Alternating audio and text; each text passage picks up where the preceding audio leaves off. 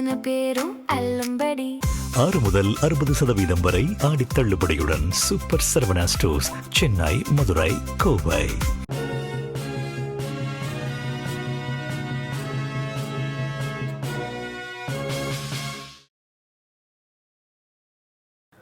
வணக்கம். ஜெம் செய்திகளுக்காக நான் அரசு. இந்திய நேரப்படி காலை 8:30 மணி செய்திகள். முதலில் ஜெம் தலைப்புச் செய்திகளை காணலாம். தாவேக எம்எல்ஏக்கள் யாரும் தவறு செய்ய மாட்டார்கள், அமைச்சர் ஆனந்த் உறுதி. ரீல்ஸ் மோகத்திற்கு பள்ளி குழந்தைகளை பயன்படுத்தாதீர்கள், எதிர்க்கட்சித் தலைவர் உதயநிதி கண்டனம். இந்தியாவில் தங்களுக்கு பேராதரவு உள்ளது, அமெரிக்காவிற்கு பதிலடி கொடுத்த இஸ்ரேல் பிரதமர். உலகக்கோப்பை கால்பந்து தொடரின் 16வது சுற்றுப் போட்டி. போர்ச்சுகல் அணியை வீழ்த்து ஸ்பெயின் அணி வெற்றி. கண்ணீருடன் உலகக்கோப்பையிலிருந்து விடைபெற்றார் கிறிஸ்டியானோ ரொனால்டோ. இந்தியா இங்கிலாந்து அணிகளுக்கு இடையேயான 3வது 20 ஓவர் கிரிக்கெட் தொடர் போட்டி. யார் வெற்றி பெறப் போகிறார்கள் என்று ரசிகர்களிடையே பெரும் எதிர்பார்ப்பு. நீலகிரியில் 2 தாலுகாக்களில் கனமழை காரணமாக பள்ளிகளுக்கு மட்டும் விடுமுறை. மாவட்ட ஆட்சியர் லட்சுமி பவ்யா உத்தரவு. இனி விரிவான செய்திகளை காணலாம். தாவேக எம்எல்ஏக்கள் யாரும் தவறு செய்ய மாட்டார்கள் என்றும் மக்களின் குறைகள் அனைத்தையும் ஒரு வாரத்தில் தீர்ப்போம் என்றும் அமைச்சர் ஆனந்த் உறுதியளித்துள்ளார். சென்னை ஆலப்பாக்கத்தில் மதுரவாயல் சட்டமன்ற உறுப்பினர் அலுவலகத்தையும் மக்கள் குறை தீர்க்கும் மையத்தையும் நீர்வளத்துறை அமைச்சர் ஆனந்த் திறந்து வைத்தார். இதில் கொளத்தூர் தொகுதி தாவேக சட்டமன்ற உறுப்பினர் VS பாபு, அம்பத்தூர் சட்டமன்ற உறுப்பினர் பாலமுருகன் ஆகியோர் இந்நிகழ்ச்சியில் கலந்து கொண்டனர். VS பாபு அமைச்சர் ஆனந்தின் கன்னத்தை கிள்ளி அன்போடு முத்தமிட்டு தனது மகிழ்ச்சியை பகிர்ந்து கொண்டார். விழாவில் பேசிய அமைச்சர் ஆனந்த், மதுரவாயல் தொகுதி சட்டமன்ற உறுப்பினர் ரேவந்த் சரண் மக்களை பற்றி மட்டுமே சிந்திக்கும் எளிமையான மனிதர் என்று கூறினார். தாவேகாவின் சட்டமன்ற உறுப்பினர்கள் யாரும் எக்காலத்திலும் தவறு செய்ய மாட்டார்கள் என்று உறுதியளித்தார். விளம்பர வெறியை இத்துடன் நிறுத்திக் கொள்ளுங்கள், ரீல்ஸ் மோகத்திற்கு பள்ளி குழந்தைகளை பயன்படுத்தாதீர்கள் என்று எதிர்க்கட்சித் தலைவர் உதயநிதி வலியுறுத்தியுள்ளார். எதிர்க்கட்சித் தலைவர் உதயநிதி தனது சமூக வலைதள பக்கத்தில் பதிவு ஒன்றை பதிவிட்டுள்ளார். அதில், அரசு பள்ளியில் ஆங்கில புலமையை ஆய்வு செய்கிறேன் என்ற பெயரில் ரீல்ஸ் அமைச்சர் ஒருவர் பிஞ்சு குழந்தையிடம் நடந்து கொண்ட விதம் அதிர்ச்சியும் அருவருப்பும் அளிப்பதாக தெரிவித்துள்ளார். மாணவர்களிடம் எப்படி நடந்து கொள்ள வேண்டும், எந்த சூழல்களில் கேமராக்களை தவிர்க்க வேண்டும் என அமைச்சருக்குத்தான் முதலில் கிளாஸ் எடுக்க வேண்டும் என்று விமர்சித்தார்.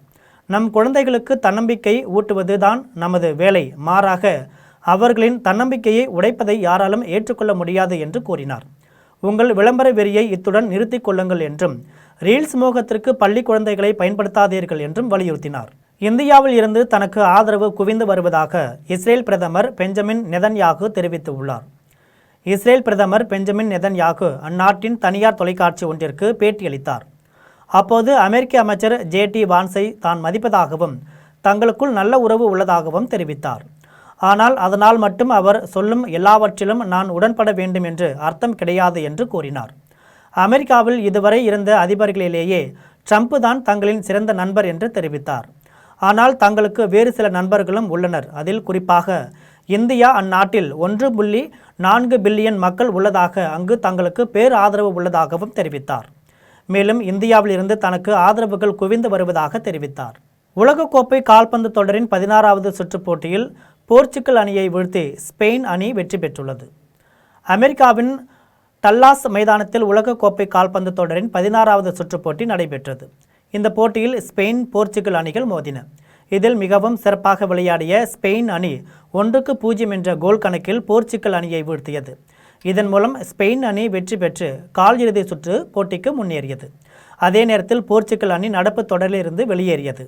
இந்தியா இங்கிலாந்து அணிகளுக்கு இடையேயான 3வது 20 ஓவர் கிரிக்கெட் தொடர் போட்டி இன்று நடைபெறுகிறது. இங்கிலாந்தின் நாட்டிங்கம்மில் உள்ள ட்ரெண்ட் பிரிட்ஜ் மைதானத்தில் இந்தியா இங்கிலாந்து அணிகளுக்கு இடையேயான 3வது 20 ஓவர் கிரிக்கெட் தொடர் போட்டி இன்று நடைபெறுகிறது. இதில் இந்திய அணியின் கேப்டன் ஸ்ரேயாஸ் ஐயர் தலைமையிலான வீரர்களும் இங்கிலாந்து அணியின் கேப்டன் ஹாரி ப்ரூக் தலைமையிலான வீரர்களும் பங்கேற்கின்றனர். இந்த நிலையில் இன்றைய போட்டியில் யார் வெற்றி பெறப் போகிறார்கள் என்று ரசிகர்களிடையே பெரும் எதிர்பார்ப்பு உள்ளது. நீலகிரி மாவட்டத்தின் ஒரு சில இடங்களில் கனமழை பெய்யக்கூடும் என்று சென்னை வானிலை ஆய்வு மையம் தெரிவித்துள்ளது. சென்னை வானிலை ஆய்வு மையம் வெளியிட்டுள்ள அறிக்கையில், வடமேற்கு வங்கக்கடல் அதை ஒட்டிய ஒடிஷா, மேற்கு வங்க கடலோர பகுதிகளில் காற்றழுத்த தாழ்வு பகுதி நிலவுகிறது.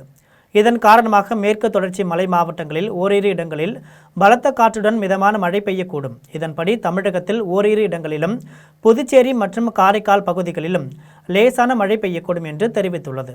இதில் நீலகிரி மாவட்டம் கூடலூர், பந்தலூர் உட்பட பகுதிகளில் கனமழை பெய்யக்கூடும் என்று தெரிவித்துள்ளது. இதனால் நீலகிரி மாவட்டத்தின் கூடலூர், பந்தலூர் ஆகிய தாலுகாக்களில் பள்ளிகளுக்கு இன்று விடுமுறை என்று மாவட்ட ஆட்சியர் லட்சுமி பவ்யா உத்தரவிட்டுள்ளார். இந்த ஆண்டு இறுதியில் காஞ்சிபுரத்தில் புதிய பேருந்து நிலையம் பயன்பாட்டிற்கு வந்துவிடும் என்று வனத்துறை அமைச்சர் ரஞ்சித் குமார் தெரிவித்துள்ளார். காஞ்சிபுரத்தில் முதலமைச்சர் ஜோசப் விஜயின் 52வது பிறந்த நாளை முன்னிட்டு தாவேகா சார்பில் நலத்திட்ட உதவிகள் வழங்கும் விழா நகர செயலாளர் மொய்தீன் தலைமையில் நடைபெற்றது. இந்நிகழ்வில் வெளிநாடு வாழ் தமிழர்கள் நலத்துறை அமைச்சர் தென்னரசு, வனத்துறை அமைச்சர் ரஞ்சித் குமார் ஆகியோர் கலந்து கொண்டு நலத்திட்ட உதவிகளை வழங்கினார். இக்கூட்டத்தில் வனத்துறை அமைச்சர் ரஞ்சித் குமார் பேசியபோது 40 நாட்களில் காஞ்சிபுரத்திற்கு புதிய பேருந்து நிலையம் அமைப்பதற்காக பொன்னேரி கரை அருகே 10 ஏக்கர் நிலத்தை தேர்வு செய்து முடித்துள்ளதாக தெரிவித்தார். இந்த ஆண்டு இறுதியில் புதிய பேருந்து நிலையம் பயன்பாட்டிற்கு வந்துவிடும் என்று கூறினார். காஞ்சிபுரம் சட்டசபை தொகுதியின் வெற்றிக்கு பாடுபட்டவர் மாற்றுத்திறனாளியான மதன்குமார் என்றும் இவரது கடின உழைப்பால் தான் 15,000 ஓட்டுகள் வித்தியாசத்தில் வெற்றி பெற்றதாக தெரிவித்தார். உடுமலைப்பேட்டையில் உள்ள அமராவதி அணையில் மீன்வளத்துறை சார்பில் மீன் குஞ்சுகள் விடும் நிகழ்ச்சியில் சட்டமன்ற உறுப்பினர் ஜெயராமகிருஷ்ணன் கலந்து கொண்டார். திருப்பூர் மாவட்டம் உடுமலைப்பேட்டையில் உள்ள அமராவதி அணையில் மீன்வளத்துறை சார்பில் மீன் குஞ்சுகள் விடும் நிகழ்ச்சி நடைபெற்றது. இந்நிகழ்ச்சியில் சட்டமன்ற உறுப்பினர் ஜெயராமகிருஷ்ணன், உடுமலை கிழக்கு ஒன்றிய திமுக கழக பொறுப்பாளர் மாரிமுத்து, மீன்வளத்துறை மற்றும் பொதுப்பணித்துறை அதிகாரிகள் உள்ளிட்ட ஏராளமானோர் கலந்து கொண்டனர். மகாகவி பாரதியார் கட்டிடம் மற்றும் அமைப்பு சாரா தொழிலாளர் சங்கத்தின் தொழிலாளர்களுக்கு அடையாள அட்டைகளை சட்டமன்ற உறுப்பினர் பிரகாசம் வழங்கினார். திருவள்ளூர் மாவட்டம் புல்லரம்பாக்கத்தில் மகாகவி பாரதியார் கட்டிடம் மற்றும் அமைப்பு சாரா தொழிலாளர் சங்கத்தின் மாநில தலைவி தனலட்சுமி தலைமையில் நலவாரிய அடையாள அட்டை மற்றும் நலத்திட்ட உதவிகள் வழங்கும் நிகழ்ச்சி நடைபெற்றது. இந்நிகழ்ச்சிக்கு சிறப்பு அழைப்பாளராக சட்டமன்ற உறுப்பினர் பிரகாசத்திற்கு உற்சாக வரவேற்பு அளிக்கப்பட்டது. இதன் பின்னர் அவர் அடையாள அட்டை, முதியோருக்கான ஓய்வு ஊதியம் ஆணை, திருமண உதவி ஆணை உள்ளிட்டவைகளை வழங்கினார். இந்நிகழ்ச்சியில் மக்கள் வழிகாட்டு இயக்கத்தின் நிறுவனர் ராஜேஷ், மாநில பொதுச் செயலாளர் கோபாலகிருஷ்ணன் உள்ளிட்ட ஏராளமானோர் கலந்து கொண்டனர். கரூர் பிரச்சார கூட்டத்தில் இறந்தவர்களுக்கு அரசு வேலை மனிதாபிமான அடிப்படையில் வழங்குவதை வரவேற்பதாக இந்திய கம்யூனிஸ்ட் கட்சியின் மாநில செயலாளர் வீரபாண்டியன் தெரிவித்துள்ளார். திருச்சி மாவட்டம் உறையூரில் இந்திய கம்யூனிஸ்ட் கட்சியின் மாநில நிர்வாக குழு மற்றும் மாவட்ட செயலாளர்கள் கூட்டம் மாநில செயலாளர் வீரபாண்டியன் தலைமையில் நடைபெற்றது. இதன் பின்னர் இந்திய கம்யூனிஸ்ட் கட்சியின் மாநில செயலாளர் வீரபாண்டியன் செய்தியாளர்களை சந்தித்து பேசிய போது, தமிழகம் முழுவதும் குடிநீர் பிரச்சினை மக்களை வாட்டி வதைக்கிறது என்றும் கர்நாடக அரசு உடனடியாக காவிரியில் தண்ணீர் திறந்துவிட வேண்டும் என்றும் வலியுறுத்தினார். தொடர்ந்து பேசிய அவர், பெட்ரோல், டீசல் விலை உயர்வை நிறுத்தாத மத்திய அரசை வன்மையாக கண்டிப்பதாக தெரிவித்தார். கரூர் பிரச்சார கூட்டத்தில் இறந்தவர்களுக்கு அரசு வேலை மனிதாபிமான அடிப்படையில் வழங்குவதை வரவேற்பதாக கூறினார். தமிழக ஆளுநர் ஆர்லேக்கர் மதுரையில் ஆய்வுக் கூட்டம் நடத்தியது நாட்டின் இறையாண்மைக்கு எதிரானது என்றும் இத்தகைய செயல் நாட்டின் இறையாண்மை மீதான தாக்குதல் என்றும் குறிப்பிட்டார்.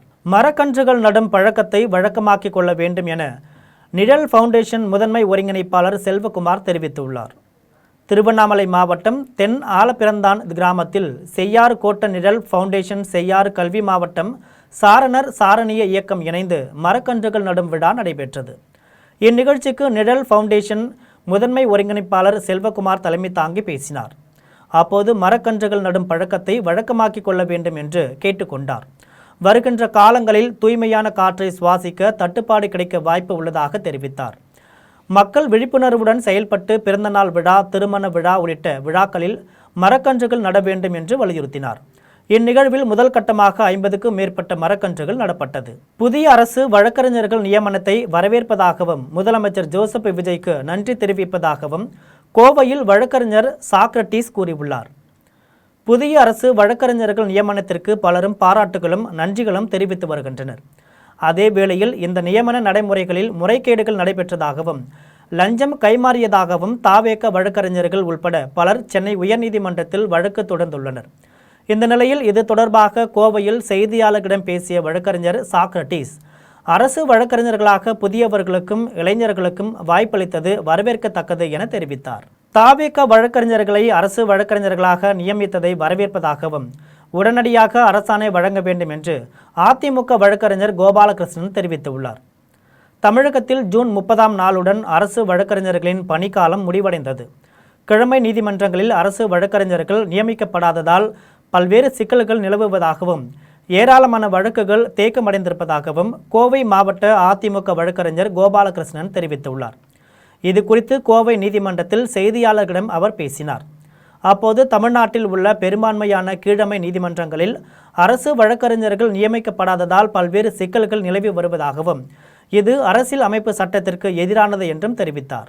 செங்கல்பட்டு அருகே சசா அறக்கட்டளை சார்பில் 7,50,000 ரூபாய் மதிப்பிலான 36 மாணவ மாணவிகளுக்கு கல்வி உதவித்தொகை வழங்கப்பட்டது.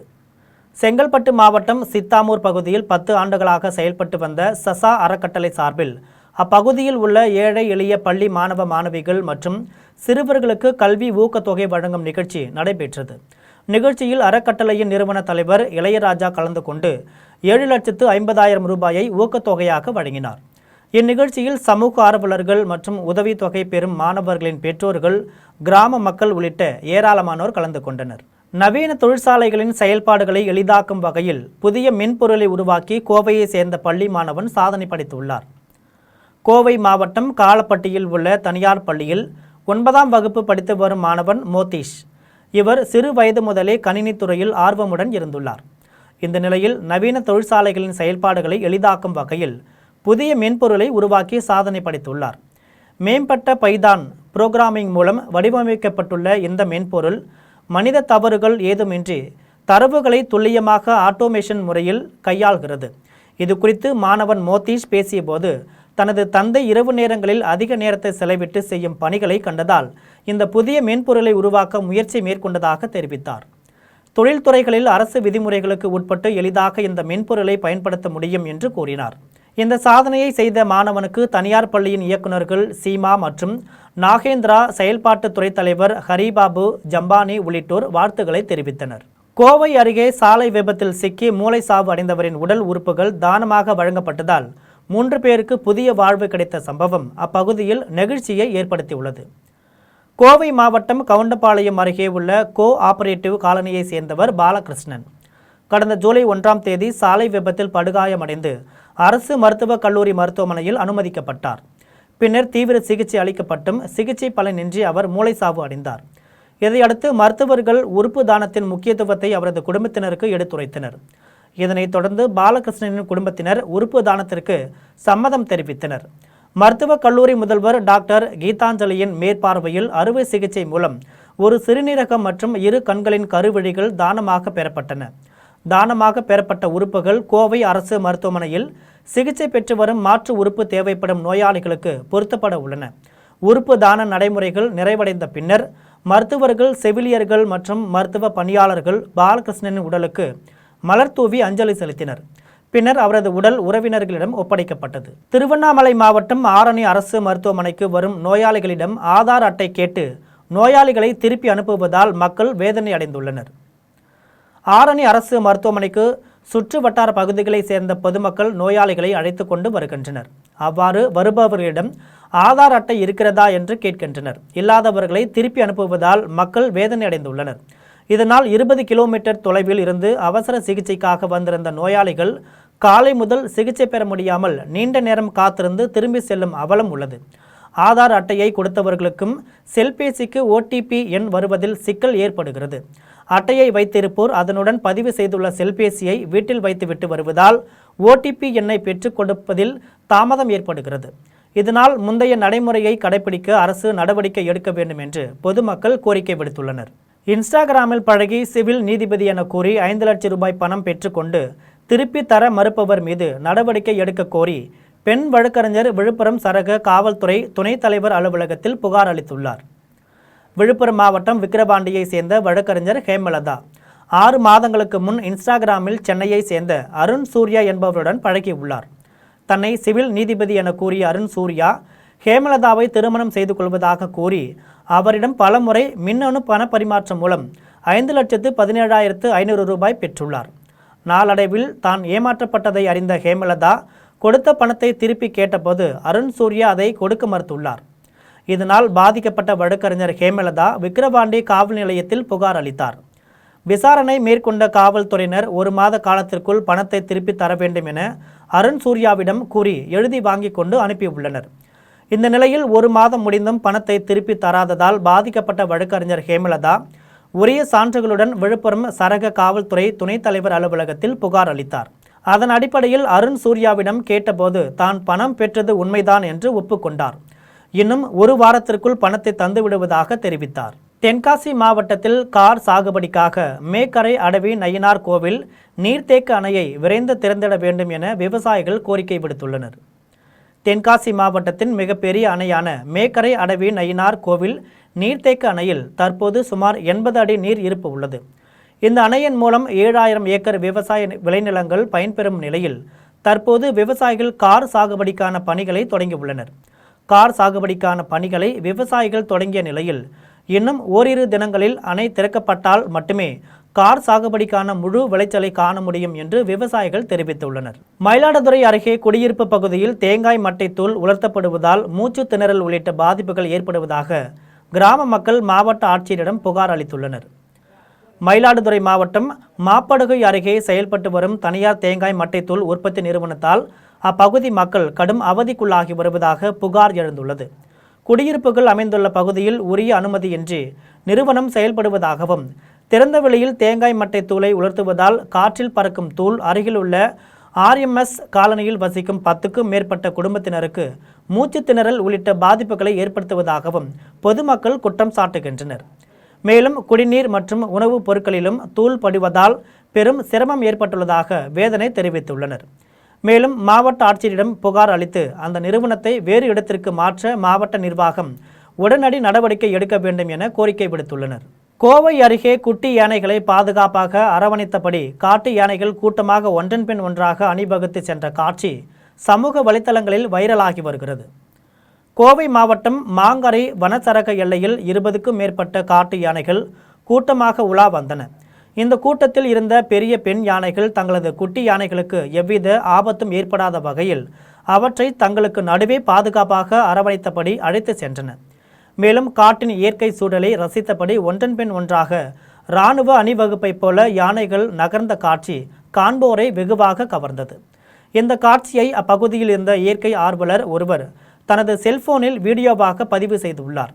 தற்போது குட்டி யானைகளுடன் சுதந்திரமாக உலா வரும் இந்த அழகிய காட்டு யானைகளின் வீடியோ சமூக வலைத்தளங்களில் வேகமாக பரவி பார்வையாளர்களின் கவனத்தை ஈர்த்து வருகிறது.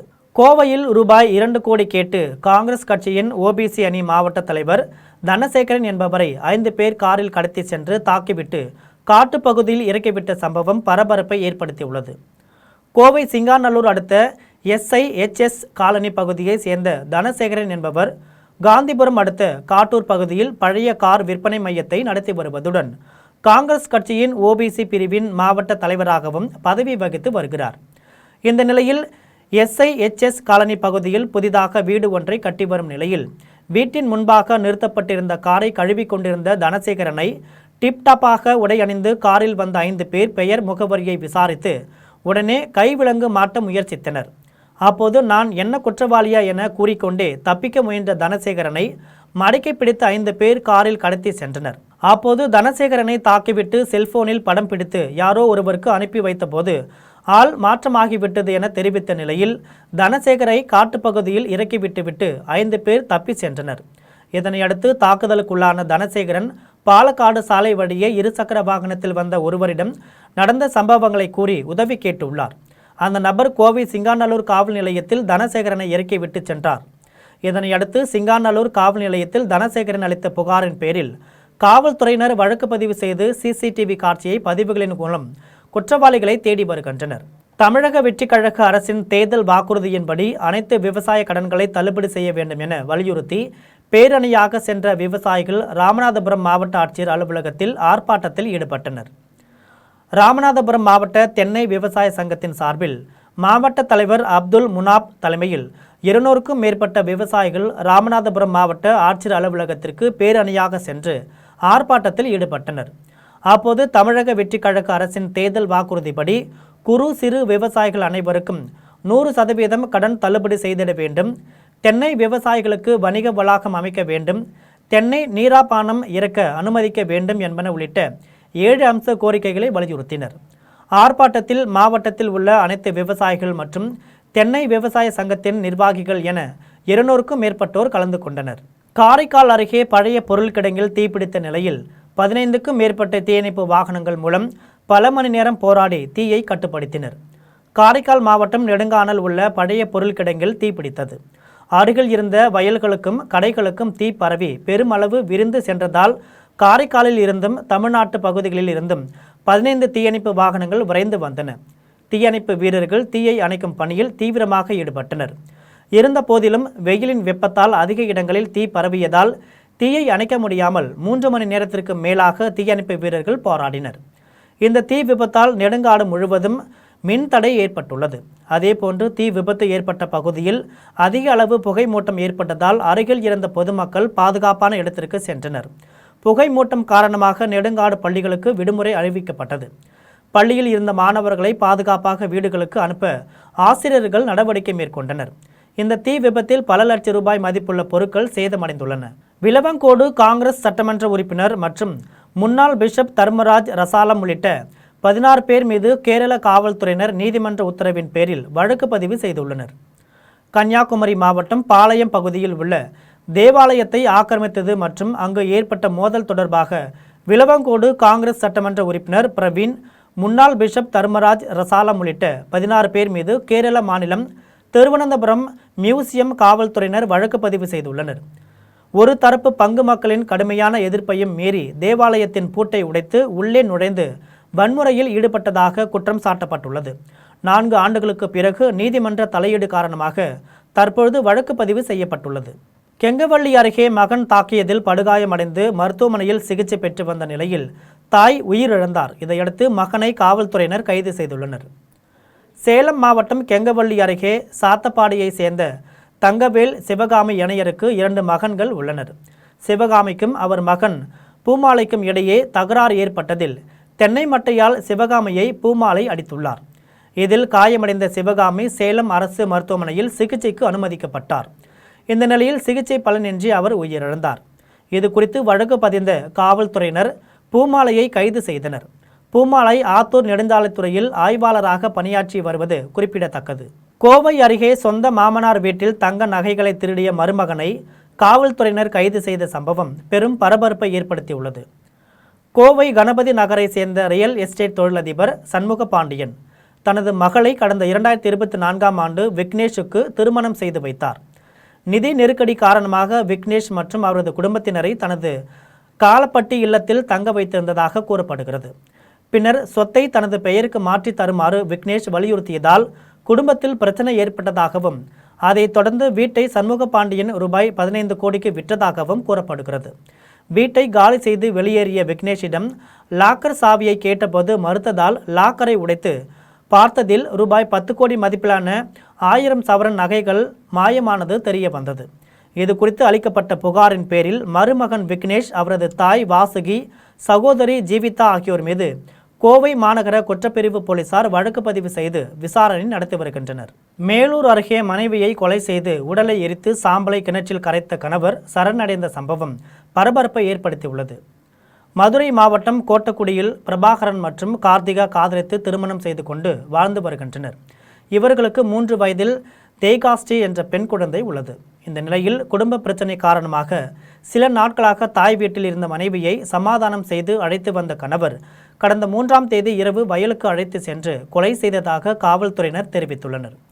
பின்னர் உடலை எரித்து சாம்பலை அருகில் இருந்த கிணற்றில் கரைத்துவிட்டு கிராம நிர்வாக அலுவலரிடம் சரணடைந்துள்ளார். மேலும் தகவல் அறிந்து சம்பவ இடத்திற்கு சென்ற காவல்துறையினர் பிரபாகரனை கைது செய்து தீவிர விசாரணை மேற்கொண்டனர். மாவட்ட காவல்துறை கண்காணிப்பாளர் நேரில் ஆய்வு மேற்கொண்டு தடயங்களை சேகரிக்கவும் விசாரணையை விரைவுபடுத்தவும் அதிகாரிகளுக்கு உத்தரவிட்டார். முதற்கட்ட விசாரணையில் குடும்ப பிரச்சனை மற்றும் மனைவியின் நடத்தையில் ஏற்பட்ட சந்தேகம் உள்ளிட்ட பல்வேறு காரணங்கள் கூறப்பட்டாலும் கொலைக்கான உண்மையான காரணம் தொடர்ந்து நடைபெறும் விசாரணைக்கு பிறகே தெரியவரும் என காவல்துறையினர் தெரிவித்துள்ளனர். மேலும் இந்த வழக்கு தொடர்பாக கணவரின் நண்பர்கள் இருவரையும் பிடித்து போலீசார் விசாரணை நடத்தி வருகின்றனர். ஈசிஆர் சாலையில் இருசக்கர வாகனத்தின் மீது கார் மோதி ஏற்பட்ட விபத்தில் சிக்கியவருக்கு ஆம்புலன்ஸ் வர 1 மணி நேரத்திற்கு மேலாக தாமதமானதால் அவர் பரிதாபமாக உயிரிழந்த சம்பவம் பெரும் சோகத்தை ஏற்படுத்தியுள்ளது. சென்னை அருகே பள்ளிக்கரணையை சேர்ந்த ராஜு தன் மனைவி தேவியுடன் நீலாங்கரை வைத்தியலிங்கம் சாலையில் உள்ள மாமியார் வீட்டிற்கு இருசக்கர வாகனத்தில் சென்றுள்ளார். அங்கு உடல்நிலை சரியில்லாத மாமியாருக்காக நீலாங்கரையில் உள்ள ஒரு மருந்தகத்தில் மாத்திரைகளை வாங்கி கொண்டு தன் மனைவியுடன் சாலையை கடக்க முயன்றுள்ளார். அப்போது அதிவேகமாக வந்த கார் ஒன்று ராஜுவின் இருசக்கர வாகனத்தின் மீது பலமாக மோதியது. இந்த விபத்தின் தாக்கத்தால் ராஜு மற்றும் அவரது மனைவி தேவி ஆகிய இருவருமே தூக்கி வீசப்பட்டனர். இதில் ராஜு பயங்கர காயங்களுடன் உயிருக்கு போராடி கொண்டிருந்தார். ஆனால் ஆம்புலன்ஸ் வாகனம் வர 1 மணி நேரத்திற்கு மேலாக தாமதமானதாக கூறப்படுகிறது. இதனால் அருகில் இருந்தவர்கள் தேவியை மட்டும் மீட்டு அருகில் உள்ள தனியார் மருத்துவமனைக்கு அனுப்பி வைத்தனர். 1 மணி நேரத்திற்கு பிறகு வந்த ஆம்புலன்ஸ் ஊழியர்கள் ராஜுவை பரிசோதித்த போது அவர் ஏற்கனவே உயிரிழந்தது தெரிய வந்தது. இதையடுத்து தனியார் மருத்துவமனையில் சிகிச்சை பெற்று வந்த தேவி மேல் சிகிச்சைக்காக ராயப்பேட்டை அரசு மருத்துவமனைக்கு அனுப்பி வைக்கப்பட்டார். இச்சம்பவம் குறித்து தகவலறிந்து வந்த ராஜுவின் உறவினர்கள் கடும் அதிர்ச்சி அடைந்தனர். தொடர்ந்து ஆம்புலன்ஸ் வாகனம் மட்டும் சரியான நேரத்திற்கு வந்திருந்தால் ராஜுவின் உயிரை காப்பாற்றியிருக்கலாம் என்று குற்றம் சாட்டி ஈசிஆர் சாலையில் திடீர் சாலை மறியலில் ஈடுபட்டனர். இந்த சாலை மறியல் போராட்டத்தால் ஈசிஆர் சாலையில் கடுமையான போக்குவரத்து நெரிசல் ஏற்பட்டு பரபரப்பு நிலவியது. இது குறித்து தகவல் அறிந்து வந்த நீலாங்கரை காவல்துறையினர் போராட்டத்தில் ஈடுபட்டவர்களிடம் சமாதான பேச்சுவார்த்தை நடத்தினர்.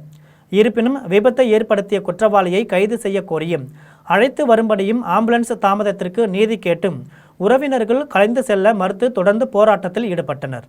மீண்டும் ஜெம் தலைப்புச் செய்திகள். தாவேக எம்எல்ஏக்கள் யாரும் தவறு செய்ய மாட்டார்கள், அமைச்சர் ஆனந்த் உறுதி. ரீல்ஸ் மோகத்திற்கு பள்ளி குழந்தைகளை பயன்படுத்தாதீர்கள், எதிர்க்கட்சித் தலைவர் உதயநிதி கண்டனம்.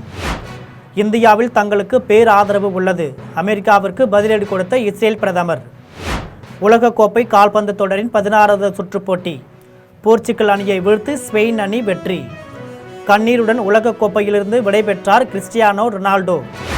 இந்தியா இங்கிலாந்து அணிகளுக்கு இடையேயான 3வது 20 ஓவர் கிரிக்கெட் தொடர் போட்டி யார் வெற்றி பெறப் போகிறார்கள் என்று ரசிகர்களிடையே பெரும் எதிர்பார்ப்பு. நீலகிரியில் 2 தாலுகாக்களில் கனமழை காரணமாக பள்ளிகளுக்கு மட்டும் விடுமுறை.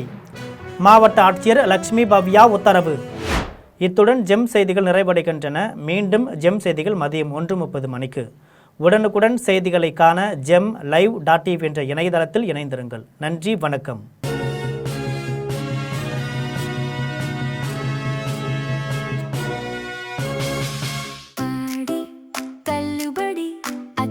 பேரும் அல்லும்படி 6 முதல் 60% வரை ஆடி தள்ளுபடியுடன் சூப்பர் சரவணா ஸ்டோர்ஸ், சென்னை, மதுரை, கோவை.